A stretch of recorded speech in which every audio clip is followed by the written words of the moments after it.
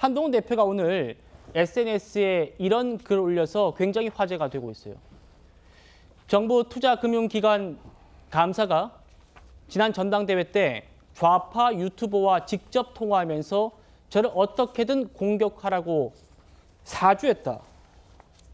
국민들과 당원들께서 어떻게 보실지 부끄럽고 한심하다. 자, 이게 무슨 얘기냐면 한동훈 대표가 갑자기 공기업, 공공기관의 감사가 나를 비판했다고 이런 글을 쓰지 않았을 거 아닙니까? 어떤 일이 있었냐면 이겁니다. 지난 7월입니다. 국민의힘 전당대회 기간에 한 대통령실 출신의 인사가 유튜브 매체 서울의 소리에 한동훈을 공격해달라라고 말한 녹취가 어제 공개된 건데요. 저희가 쭉 보여드릴 겁니다.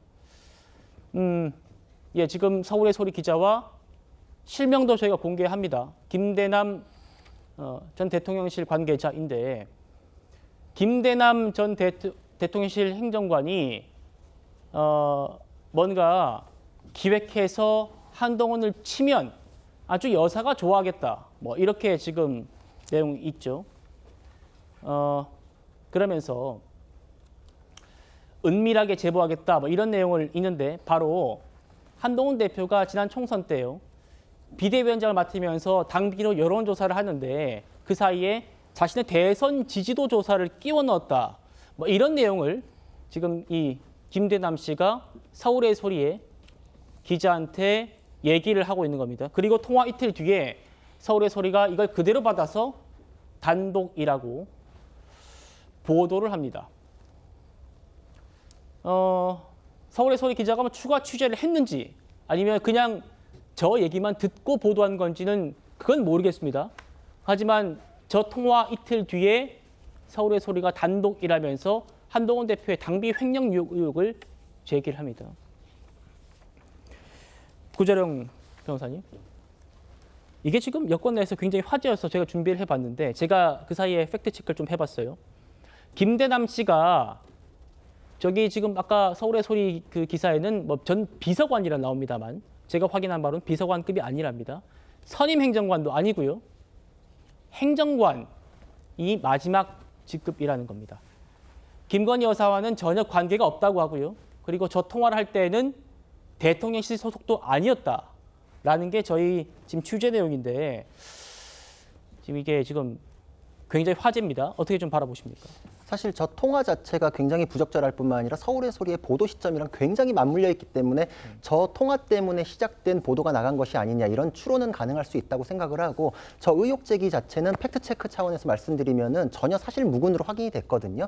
그때 당시에 여론조사라는 것도 총선에서 어떻게 하면 이길 수 있는지에 대해서 당에 대한 여론조사와 함께 당 대표에 대한 여론조사가 같이 있었던 것이고 그거는 선거 과정에서 당 대표격의 사람이 선거운동을 띄워주는 것이 도움이 될지 말지 이런 걸 평가하기 위해 가지고 하는 것이기 때문에 당연히 하는 것이거든요. 근데 이걸 해가지고서 공격을 했던 거는 굉장히 전당대회에 영향을 미치기 위한 악의적인 것이 아니었나 이런 생각을 해볼 수 있는데 여사를 거론하면서 저 사람이 저렇게 서울의 소리와 통화했다는 것 자체는 저 사람이 해명을 해야 되는 문제라고 생각을 합니다. 근데 한 가지 의문이 풀리지 않는 거는 저 사람이 저 이후에 연봉 3억짜리 금융기관에 가거든요. 근데 굉장히 어려운 자리에 거기가 과연 누구의 입김이나 간택을 통해서 거기에 갔는지 여기까지가 이 의혹의 전체 퍼즐의 마지막인 것 같은데 예. 거기까지가 확인이 되면 뭐 그냥 해프닝성으로 끝날 수도 있겠으나 만약에 이 사람이 얘기한 게 자기는 이제 좀 있으면 공공기관 간다 그러다 진짜 가거든요.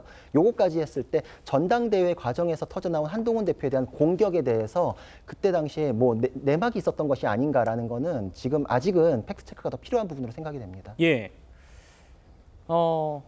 이 한동훈 대표와 관련된 거 말고도 김건희 여사에 대한 얘기도 지금 김대남 씨가 지금 해가지고 화제가 되고 있는데 용산에서는 이분은 행정관급이다. 선임 행정관도 아니고 비서관도 아니고 행정관급이어서 뭐 공천이든 어떤 뭐 그런 데 관여할 정도의 그 직위가 아니다라는 얘기를 하고 있어요. 파장이 커지다 보니까 이 김대남 씨가 입장을 냈습니다. 네, 입장 준비되면 좀 보여주십시오. 자신은 한동훈 대표에게 타격 줄 위치가 아니었다. 그리고 한동훈 대표와 대통령실에 사과한다. 자, 이렇게 사과를 했어요. 당정 갈등이 자신으로 인해 조장되지 않기를 바란다. 경선 시기는 제가 설명드린 대로 대통령실을 관두고 난 뒤이기 때문에 어떤 이번 전당대회에 용산이 관여했다는 건 맞지 않는 얘기다. 이런 얘기를 하고 있습니다. 허 대변인님, 네. 뭐 어떻게 말씀 주실 게 있으실까요?